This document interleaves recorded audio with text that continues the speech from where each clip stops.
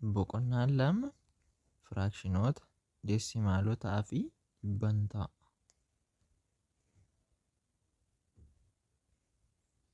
Egaa waa'ee firaakshinotaa fi deesimaalota akkasumas dhibbantaa kana kutaa 4 keessatti barataa turtanii akaakuu firaakshinotaa, deesimaalotaa, qoyyabuu isaanii akkasuma wantoota akkasii kutaa 4 keessatti barattanii turtanii amma immoo asitti irra deebinee ilaallaa jechuudha. 2.1 firaakshinoota salphisuu. Mata duree kana jalatti akkaataa firaakshinii kenname tokko hamma dhumaatti salphistu akkasumas firaakshinii tokko akkamitti akka firaakshinii walgitu biraatiin ibsuu akka dandeessu ni barattaa jedha. Kana gocha kanarraa yoo ilaalle firaakshiniin maali jedha. Firaakshiniin maali? Wanta bifa a irra baatiin taa'ee wanta bifa a irra baatiin taa'ee jechuudha. Lammaffaa firaakshinii 3/4 keessatti waamamaan kami? Waamsisaan hoo? 3/4 kana yoo ilaaltani 3/4 kanarratti waamsisaan isa kami moo waamamaan isa kami jennee yoo ilaallu waamamaan sarara keessaa kanadha. Kun waamamaa jedhama. Kun immoo inni jalaan waamsisaa jedhama jechuudha. Sadaffaa firaakshinoota 1/2, 8/5, 2/3/4, 5/23 jedhee warra kana keessa kamtu firaakshinii sirriidha? Firaakshinii sirrii miti? Firaakshinii makaadha jedha. Firaakshinii sirrii hin taanee fi makaa jennee akkamitti qoodna? Firaakshinii kana yoo qoodnu firaakshinii sirrii kan jennu kan akkam ta'eerudha. Bifa a irra baatiin taa'ee aan yoo firaakshinii sirriidha ta'e aan xiqqaa ta'e yookiin aan irra xiqqaa ba'a. Akka kanaan yoo taa'eera ta'e firaakshinii sirrii jennaa jechuudha. Firaakshinii sirrii miti jechuuf immoo firaakshiniin bifa a irra baatiin taa'e kuni aan irra guddaa yookiin walqixa baa taanaan firaakshinii sirrii hin ta'u jechuudha. Firaakshinii makaan immoo a baa irra caa ta'ee bifa akka kanaatiin kan taa'u ta'ee baa irra asitti baan irra xiqqaa caa yoo ta'e firaakshinii makaadha jennaa jechuudha. Akka kanaan bifa kanaan taa'eera yoo ta'e firaakshinii makaadha. Kanaafuu amma yoo ilaallu isa jalqabaa 1/2 jedha. 1/2 waamamaa isaa moo waamsisaa isaa caala? Waamsisaa isaadha. Kanaafuu baan guddaadha waan ta'eef maal jennaa? Firaakshinii sirriidha. Firaakshinii sirriin 1/2 jennaa jechuudha. Akkasuma 8/5 immoo yoo ilaallu 8/5 firaakshinii sirrii moo sirrii miti? 8 irra guddaa 5dha. Waamamaan isaa hin caala waan ta'eef firaakshinii sirrii miti jechuudha. Iddoo firaakshinii sirrii mititti 8/5 jenna. 8/5.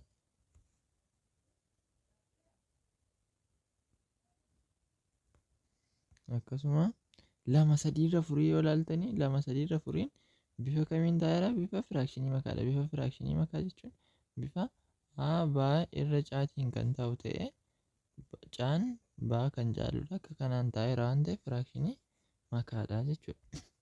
Kanaafuu asitti 2/3/4 jenna. 15/23 waamamaa isaa moo waamsisaa isaa caala? Waamsisaa isaa caala taanaan firaakshinii sirriidha. 15/23 kan itti aanu 10/13 kunis waamsisaa isaa caala waan ta'eef firaakshinii sirriidha jechuudha. 10/13 5/8 5/8 maalidha? 5/8 bifa firaakshinii makaatii waan barraa'eeruuf firaakshinii makaadha jechuudha.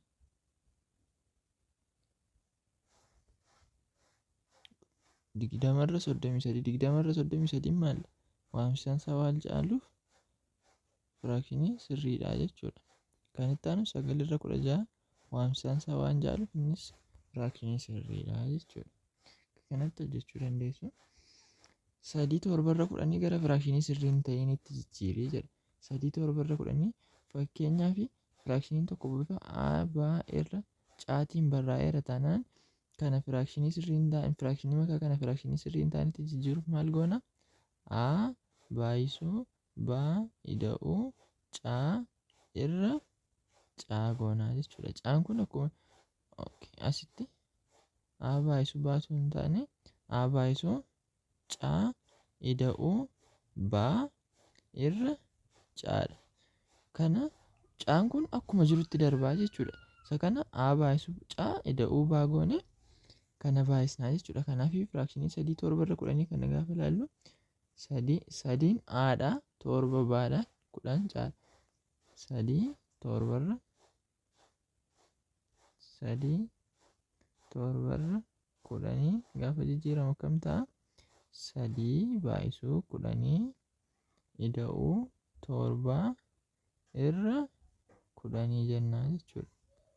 3 baay'isuu 10 30 ida'uu torba irra 10 37 irra 10 kanaan hojjennaa jechuudha. 37 irra 10 waamsaan isaan waan waamamaa isaatiin gadi ta'eef firaakshinii sirrii hin taanedha jechuudha. Kan itti aanu 15 irra 4 gara firaakshinii makaatti jijjiirru. 15 irra 4 yeroo firaakshinii makaatti jijjiirru maal goona? Bifa aabaa irra caa kana bifa kanaatiin taa'uu qabaa jechuudha. Kanas gochuudhaaf maal goona? Jalqaba waamsisaa isaa yoo sitti ilaalle akkuma jirutti darbe waan ta'eef asittis waamsisaa isaa akkuma jirutti dabarsinaa jechuudha. 4 lakkoofsi as kanatti maalidha jenneerra? A baay'isuu caa ida'uu baa ta'e waan ta'eef bifa kanaatiin lakkoofsi as qofaatti as taa'uu fi as taa'u akkamitti adda baasna? 15 waan ta'eef lakkoofsi as jiruu fi lakkoofsi as kana fakkeenya tokko haa fudhannu lamaansaa. Tokko yoo fudhannu maal ta'a? Tokko baay'isuu 4 ida'uu tokko ta'a miti? Tokko baay'isuu 4 4 ida'uun tokko 5 irra 4 ta'e. Lakkoofsa akka kanaan maal goona? Tilmaamaan gashinaa jechuudha. Kanas amma hanga inni 15 ta'uttidha. Asitti fakkeenyaaf 3 fudhadhaa. Asitti 3 fudhadhaa. Asitti 2 fudhadhaa. 2 baay'isuu 4 8. 8 ida'uu 3 11 miti jechuudha ammayyuu. Asitti immoo maaldha? Waamsisaan isaa kun 4dha miti? Lakkoofsi waamamaa isaa kana ta'uu danda'u maaldha? Lakkoofsa 4 gadi ta'e qofaadha. Maaliif? Qofaatti isheen jirtu isheen asitti barrooftu firaashinii sirrii ta'uu waan qabduuf asitti lakkoofsas galuu danda'u lakkoofsa 3tiin gadi ta'edha jechuudha. Kanaafiyyuu 3 fudhanna. 3 guddaadha. Sadhumaadha waan ta'eef 3 fudhanna. Asitti immoo meeqa gashinaa? 4 fudhanna. 4 baay'isuu 4 16 hin caala waan ta'eef hin ta'u. Amma immoo meeqa fudhanna? 3 fudhanna. 3 baay'isuu 4 12 ida'uu 3 15 15 irra 4 nuuf ta'e jechuudha. Kana yeroo kamiyyuu kan si yaadachuu qabdani lakkoofsi waamamaa isaa kanarra ta'uu danda'u lakkoofsa waamsisaa isaatiin gadi ta'edha jechuudha. Akka kanatti lakkoofsa waamsisaa isaatiin gadi ta'u erga godhanneen booda as immoo tilmaamaan gashinee lakkoofsa kana waamsisaa isaatiin baay'atee waamamaa isaatti da'amee 15 dhufu barbaaddannaa jechuudha. Akka kanaan arganna. 6 Firaakshinoota armaan gadii keessaa kamtu 3 irra 4 wal qixa? 3 irra 4 kan wal qixu ta'u kamidha? Kana jechuun firaakshinoota wal qixanii kan 3 irra 4 barbaade jechuudha. Firaakshinoota wal qixan kan 3 irra 4 barbaaduuf maal goona? Lamaansaa waamamaa isaas waamsisaa isaas lakkoofsa wal fakkaataan baay'isna. Fakkeenyaaf baay'isuu 2 jennu meeqadha? 3 baay'isuu 2 6dha. 4 baay'isuu 2 8. 6 irra 8. 6 irra 8 as keessa jira? 6 irra 12dha. Kana miti. Kan itti aanu immoo ammas 3 irra 4 kana baay'isuu 3 goona. Meeqa nu ta'a? 3 baay'isuu 3 9. 9 irra 12. 4 baay'isuu 3 12 waan ta'eef 9 irra 12 jira? Hin jiru. Bira darbeen 3 irra 4 baay'isuu 4 goona ammoo. Lakkoofsa wal qixxaataatiin baay'ateedha taanaan waamamaan isaas waamsisaan isaas firaakshinii wal qixa waan ta'eef sirriidha jechuudha. 3 baay'isuu 4 12. 4 baay'isuu 4 16. 12 irra 16 jira? Hin jiru. Ammas 3 irra 4 baay'isuu waamamaa isaa baay'isuu 5 waamsa isaas baay'isuu 5 goona. Meeqa nu ta'a? 3 baay'isuu 5 15 4 baay'isuu 5 20 ta'a. 20 jiraas 15 irra 20 sirriidha. Kanaaf firaakshinii 3 irra 4 wajjin walgitu 15 irra 20 dha jechuudha. Torba yoo xaa irra 6 irra 36 ta'e gatiin xaa meeqa ta'a jedha. Amma immoo firaakshinicha salphisuudha jechuudha. Asirratti immoo maal goona? Jalqaba gaaficha yoo hubannu xaa irra 6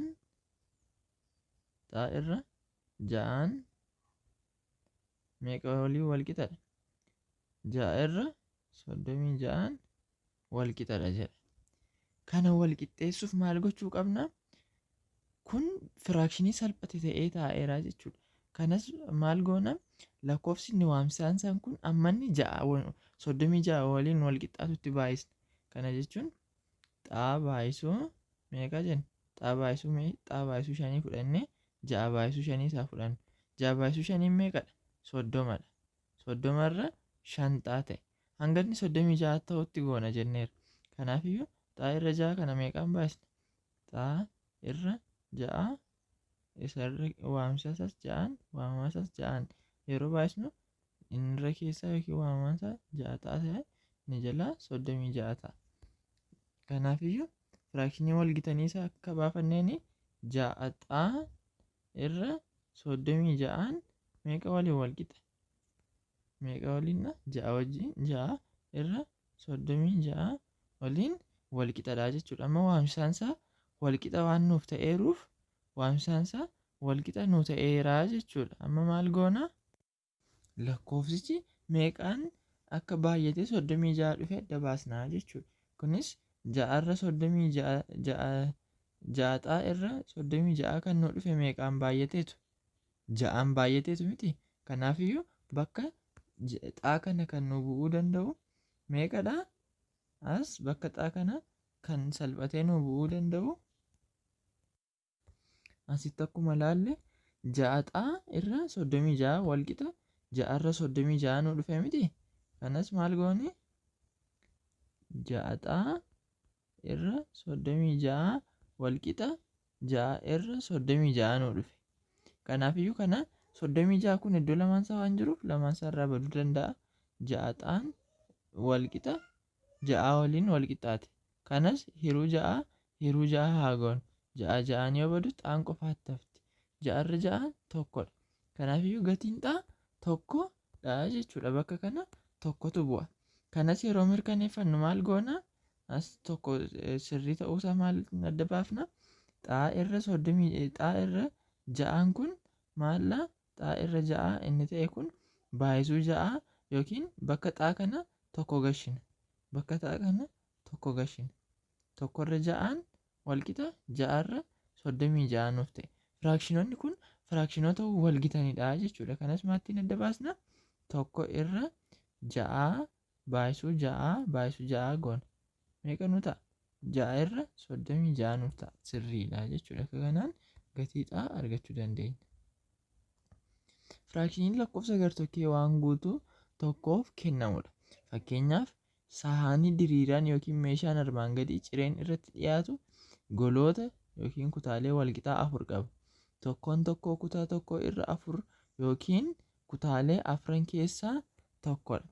Fakkeenyaaf wanta kana yoo ilaallu akka isaaniitti fudhannee wanti kun bakka 4tti qoodamee jira.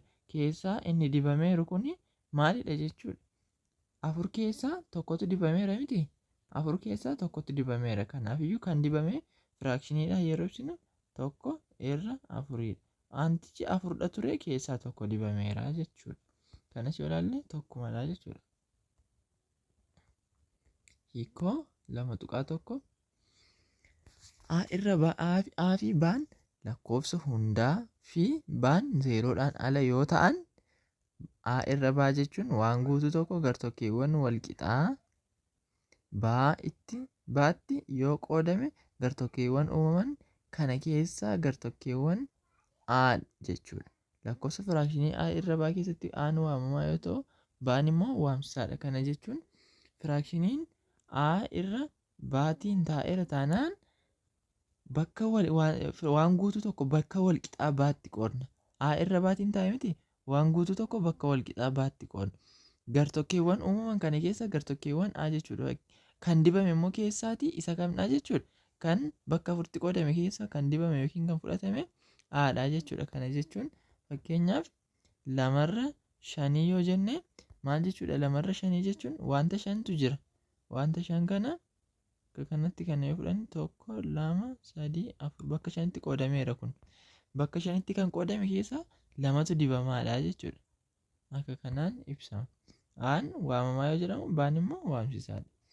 Fakkeenya tokko firaakshinii 1/3 jechuun waan guutuu tokko gartokkeewwan walqixa ta'an sadiitti yoo qoodde gartokkeewwan sadan kana keessaa isa tokko jechuudha. 1/3 kanas yoo ilaalle waan guutuu tokko bakka sadiitti qoodna. Waan guutuu tokko bakka sadiitti qoodna. Akka kanaan kana yoo fudhanne kana bakka sadiitti yoo qoodnu keessaa tokko yoo dibame 1/3 jedhama jechuudha. Kana keessaa tokkodha jechuudha. Firaakshinii 2/5 jechuun waan guutuu tokko gartokkeewwan walqixa ta'an 5tti yoo qoodde gartokkeewwan 5 keessaa gartokkeewwan 2 jechuudha. Akkuma nama isinii ibse. Hojii firaakshinii deesimaalii fi dhibbantaa irratti gaggeeffamu yookiin raawwatamu xiyyeeffannoo boqonnaa kanaati jechuudha. Hojii firaakshinii deesimaalii.